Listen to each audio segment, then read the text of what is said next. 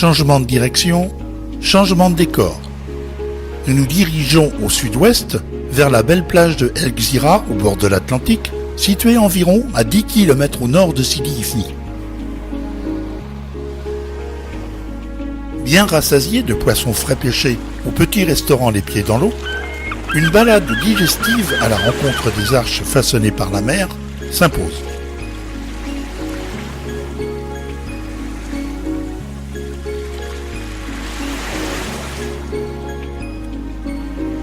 Ces arches gigantesques, sous lesquelles on se sent vraiment tout petit, prennent à certains moments de la journée, et notamment au soleil couchant, de superbes couleurs allant de l'ocre au rouge orangé.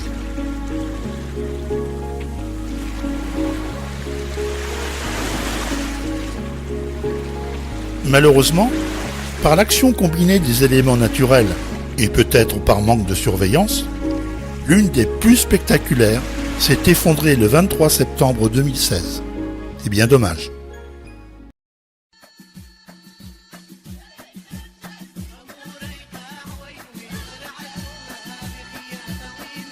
Au lieu de descendre toujours plus au sud vers la Mauritanie, nous préférons longer l'Algérie jusqu'à l'oasis d'Idaïssa d'Amtoudi.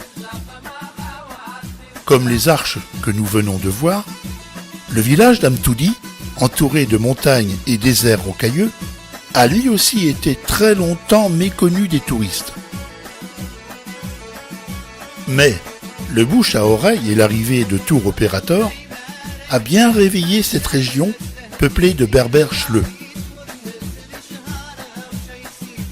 Il faut dire que les deux greniers collectifs perchés en nid d'aigle, qu'on appelle aussi Agadir, ainsi que les gorges verdoyantes qui s'enfoncent dans la montagne, ont de quoi satisfaire les plus blasés.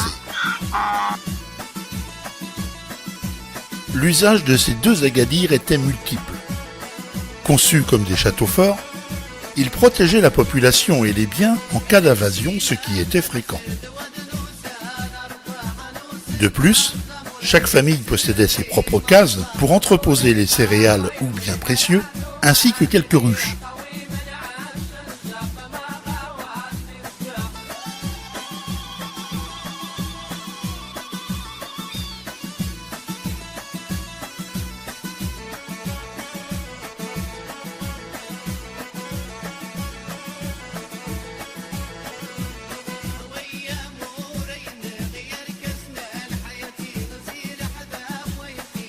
On y accède à pied ou à dos d'âne sur des sentiers bien caillouteux.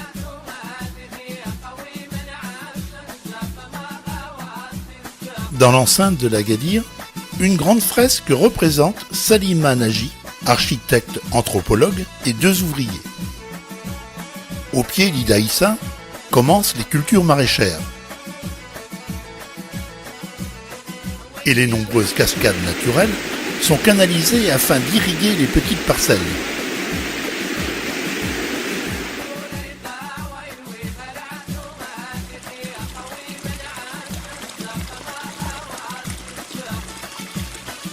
Chacune possède sa propre dérivation, obstruée ou non par de la terre.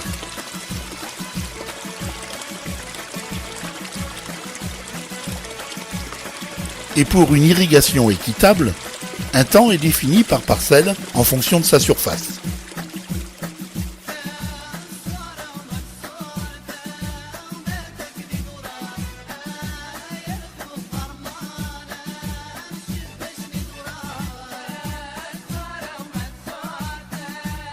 Oh là là, méfiance, méfiance. Tirons-nous.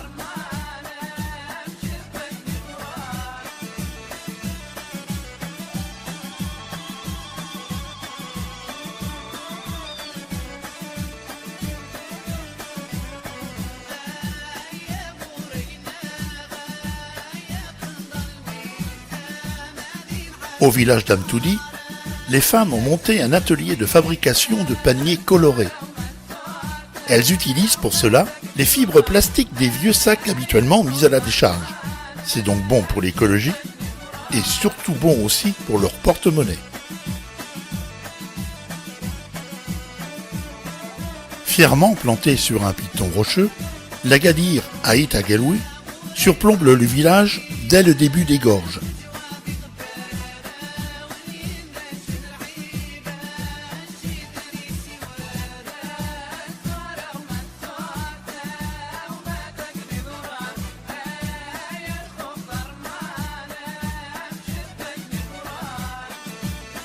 Si vous voulez connaître un petit coin de paradis, la randonnée jusqu'aux sources et cascades de l'Oued Boulgour vous l'offrira. Un sac à dos avec de l'eau, casse-croûte et maillot de bain, et vous voilà parti du village en longeant l'Oued dans un décor luxuriant d'une végétation variée. Des caroubiers, des amandiers, des arganiers, palmiers, oliviers et lauriers roses seront vos compagnons de balade. Auparavant, il fallait escalader des cahots rocheux souvent glissants, mais depuis peu, un programme d'aménagement du site les ont dotés de marches. C'est donc maintenant plus simple pour accéder aux vasques naturelles d'eau fraîche, appelées gueltas, et s'y baigner.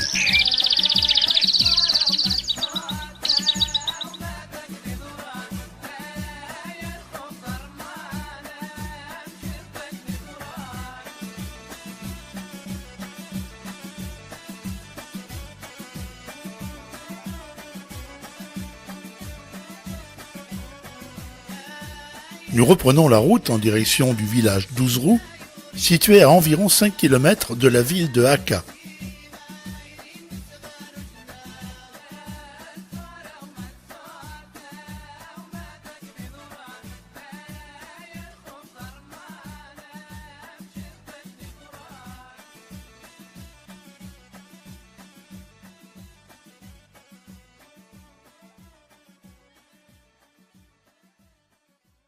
Le douar fortifié de Ouzrou a été construit vers le XVe siècle pour faire face aux tribus nomades qui erraient dans la région.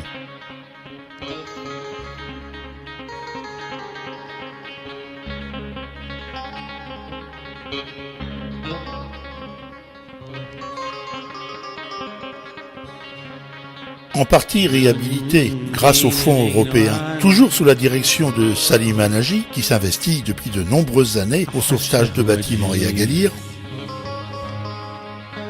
ce vieux village, à proximité de la palmeraie de Akka, est le parfait témoin de l'importance de ses habitats d'une civilisation millénaire.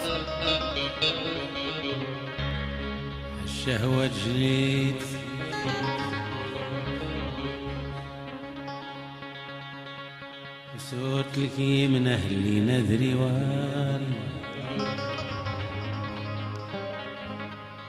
عفو صوت لك من أهلي ندري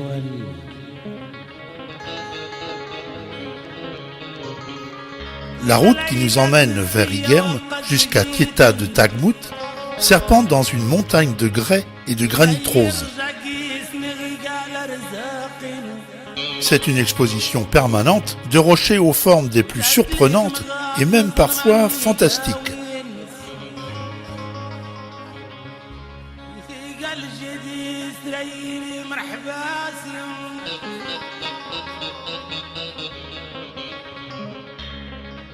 Karim, notre hôte, nous emmène voir le grenier d'Aïdkin et grâce à lui, le gardien Mohamed nous ouvre les portes.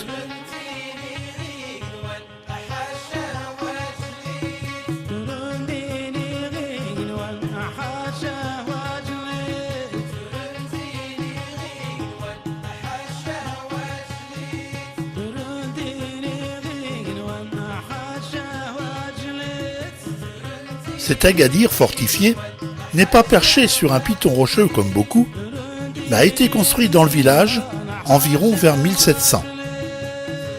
Pour sa sauvegarde, il a bénéficié de fonds des ambassadeurs américains et de l'association Amoudou de Tiznit. Toujours bien sûr, sous la houlette de nombreux architectes dont, et toujours, Salima Nagy. C'est l'horloge à l'eau, il remplit la bolle 35 minutes. 35 pour remplir l'eau. Il y a un petit trou au milieu, l'eau qui monte. Voilà.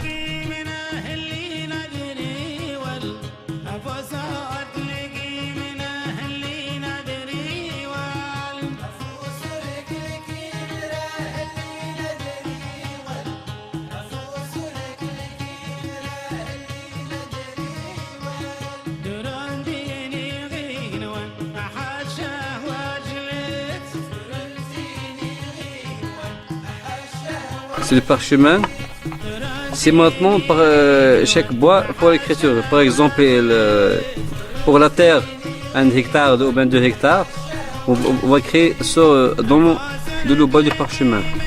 Ça c'est le bois de laurier. Parce que le bois de laurier, c'est amer pour manger les bêtes. Il est amer.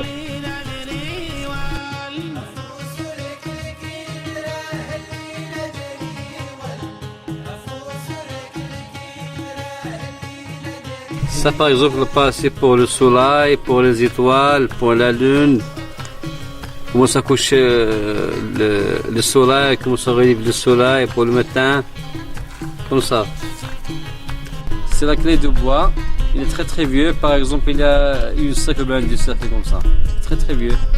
Encore utilisé.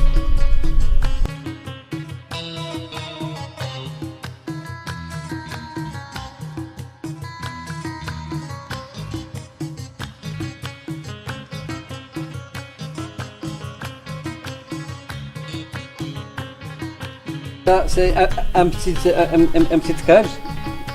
Et pourquoi il fait un trou? Pour rentrer le chat, pour attraper la souris. Parce que la souris, il mange des grains dedans. Il mange du blé, du maïs, et des amandiers, il mange tout. Il vient le chat pour rentrer, pour attraper la souris. Et c'est tout.